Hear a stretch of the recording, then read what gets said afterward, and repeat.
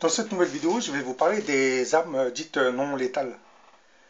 Dans certains de leurs romans, les écrivains de science-fiction ont souvent imaginé des armes assez sophistiquées qui envoyaient des sortes de faisceaux d'énergie pour paralyser ou désintégrer leurs ennemis. Et depuis une cinquantaine d'années, il semblerait que les militaires américains se seraient lancés dans une série de programmes dont le but était destiné à paralyser un ennemi à distance sans pour autant le tuer. Dans les années 80, l'armée américaine aurait financé un programme de recherche sur des armes électromagnétiques dirigé par le spécialiste en ingénierie biomédicale Eldon Bird. Toutes ces recherches seront conduites à l'Institut de recherche en radiobiologie des forces armées à Bethesda, dans l'État du Maryland. Des expériences furent réalisées sur de petits animaux. Eldon Bird recherchait comment influencer ou asservir l'activité cérébrale d'organismes vivants grâce à des ondes électromagnétiques. En utilisant des radiations électromagnétiques de très faible fréquence, des émissions en dessous des fréquences radio sur le spectre électromagnétique, Eldon Bird avait découvert qu'il pouvait induire le cerveau à libérer des substances chimiques régularisant le comportement. Nous pouvions, comme il disait, nous pouvions plonger un animal dans la stupeur en le frappant de ces fréquences. Nous avons même forcé des cerveaux de poulet in vitro à vider 80% des opiacés naturels dans leur cerveau. Nous avions des cerveaux d'oiseaux in vitro afin d'y déverser 80% des opioïdes naturellement présents. Il avait même dirigé un petit projet qui utilise des champs magnétiques pour amener certaines cellules du cerveau de rat à libérer de l'histamine.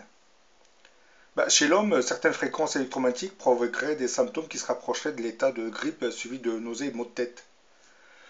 Sur ce point, je voudrais vous faire montrer une petite photo, là, vous voyez. Il faut comprendre que depuis quelque temps, nos chers gouvernements ont tendance à se servir de certaines de ces armes dites basse fréquence. Là, ce qui est encerclé, vous voyez, c'est l'émetteur. Ça envoie des ondes de basse fréquence et ça perturbe l'organisme interne des gens qui manifestent. Ça va leur créer des maux de tête, des bourdonnements dans la tête et des vomissements. Ce genre d'arme aurait été utilisé en Irlande.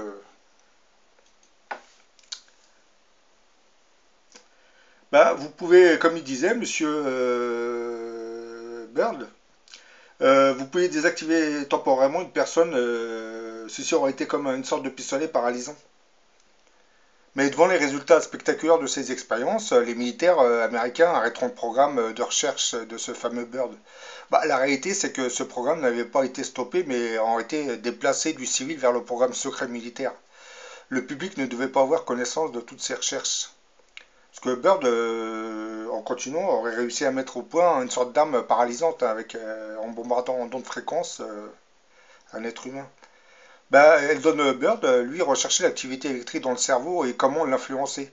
Il voulait savoir si les ondes cérébrales se déplaceraient en synchronisation avec les ondes électromagnétiques qui les frapperaient de l'extérieur. À ce propos, il faut savoir qu'en 1962 et durant plusieurs années, l'ambassade américaine de Moscou avait été soumise à un intense bombardement d'ondes électromagnétiques à haute fréquence. L'utilisation de cette arme, dont on ignorait alors les effets, avait provoqué de simples protestations diplomatiques entre les deux pays. Intrigué par cette attaque dont le gouvernement américain va se charger, du moins il va charger dès l'année 66, son département des recherches avancées du ministère de la Défense, dit la DARPA, d'étudier le phénomène. Et le programme Pandora est lancé. La DARPA va faire des recherches sur la réalité de ces micro-ondes et leurs effets biologiques sur le corps humain, et probablement des applications militaires qui s'en suivront. Mais le résultat de ces travaux va rester secret jusqu'en 1977 où des documents et des comptes rendus de réunions déclassifiés vont montrer qu'on envisageait notamment l'existence d'un effet non thermique connu des Russes et qui provoquerait des modifications de comportement et de génétique, pour vous dire. Ces résultats n'ont jamais été annoncés. Or, on sait aujourd'hui que la moitié du personnel de l'ambassade avait été touché par de graves affections, des cancers, des semis, des fausses couches même et que les trois ambassadeurs en poste à cette époque sont morts assez étrangement, dit prématurément même. Selon l'aveu même de Brzezinski, conseiller du président Carter, on apprend que le taux de cancer de l'ambassade de Moscou était l'un des plus élevés. C'est pour vous dire les effets de ces micro-ondes. Après les fréquences électromagnétiques, les militaires américains vont se pencher sur l'emploi des micro-ondes et de leurs effets sur le cerveau humain. Au début des années 60, vous avez un autre chercheur du nom de Frey Lui, il avait déjà constaté que lorsque des micro-ondes de 300 à 3000 MHz étaient pulsés à certaines fréquences, bah, les gens, même sourds, pouvaient les entendre. Bah, le faisceau provoquait un grondement, des sifflements, des cliquetis ou des bourdonnements en fonction de la fréquence exacte et de la cadence auquel les impulsions étaient émises. La cadence, c'est-à-dire la fréquence. Le bruit semblait provenir d'une faible distance, comme il explique, derrière la tête. Bah, au début, Frey avait été ridiculisé pour cette déclaration, ainsi que beaucoup de techniciens radar qui avaient été traités de fous pour avoir dit qu'ils entendaient certains faisceaux radar dans leur tête. Frey aurait entre autres rapporté qu'il pouvait accélérer, ralentir ou arrêter le cœur de certaines grenouilles en synchronisant la fréquence à laquelle un faisceau de micro-ondes était pulsé, avec les pulsations du cœur lui-même. Bah, des résultats similaires auraient été obtenus avec des grenouilles vivantes montrant qu'il était possible techniquement de provoquer un arrêt cardiaque avec un faisceau conçu pour pénétrer la poitrine humaine. Donc l'armée aurait financé une multitude de programmes, dont celui des armes de fréquence électromagnétique commandées à distance, afin de modifier le comportement et le contrôle de l'esprit humain. Bah, ce genre d'armes utiliserait des micro-ondes basse fréquence, des fréquences dites acoustiques. Bah, diriger ce genre de faisceau basse fréquence à un cerveau humain peut provoquer une série d'effets secondaires graves, hein. Les ondes de basse fréquence provoqueraient en général des nausées, des maux de tête, une accélération du rythme cardiaque. Bah, je vous remets cette image, hein. On voit des policiers en train de se servir d'une arme dite non létale. C'est un peu ce genre d'arme qui émet les ondes basse fréquence. Alors vous imaginez les effets que ça fait sur le corps humain. Et en 1974, la première transmission réussie non classée de la voix humaine directement dans le crâne d'une personne vivante avait été réalisée par le docteur Joseph Sharp de l'armée américaine et de Walter Reed de l'Institut de recherche en transformant la voix d'un hypnotiseur basse fréquence. Bah, cette technique avait été développée plus tard dans le procédé de cryptage Smirnov et utilisée dans la guerre du Golfe. Bah, depuis le résultat de ces recherches, on sait maintenant qu'il est possible d'hypnotiser une cible sans que la personne soit vraiment consciente.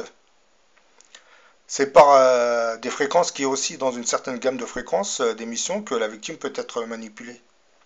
En langage plus clair, on peut hypnotiser à distance, du moins la plonger dans un sorte d'état semi-hypnotique grâce à une arme qu'on enverrait, dont on enverrait le rayon. Et ce rayon, lorsqu'il va toucher l'individu, ben, l'individu va se mettre dans un état semi-hypnotique. Bon, on nous explique que pendant la guerre du Golfe, c'est ce qui se serait passé parce que les soldats de Saddam Hussein se seraient rendus un peu trop facilement. Donc je pense qu'on les a complètement désorientés en leur envoyant une multitude d'impulsions dites micro-ondes ou électromagnétiques. Et je pense qu'on a dû induire des sortes d'états de semi-conscience, des états de semi-hypnose en leur envoyant des suggestions assez inquiétantes. Bah, beaucoup de ces soldats irakiens se seraient rendus, je pense à cause des effets de ces nouvelles armes. Et non par la peur de recevoir une bombe sur la tête.